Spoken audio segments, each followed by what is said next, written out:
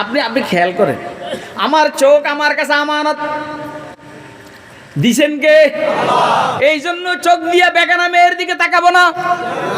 ওর কথা কয় না। এই জন্য চোখ দিয়ে টেলিভিশন দেখবো না।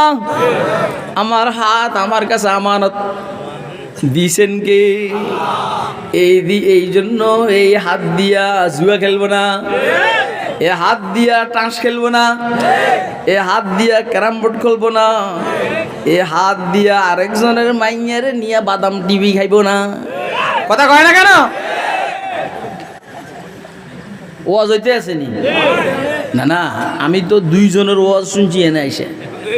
আমি চিন্তা করলাম যে আমার একটু অন্য টাইপের ওয়াজ করতে, এই জন্য আল্লাহ অন্য টাইপের ওয়াজ বাইর করাইতে আছে। আমার কান আমার কাছে আমানত দিছেন কে? অতএব কান দিয়া গান বাজনা শোনা যাবে, গীবত শাকাত শোনা যাবে।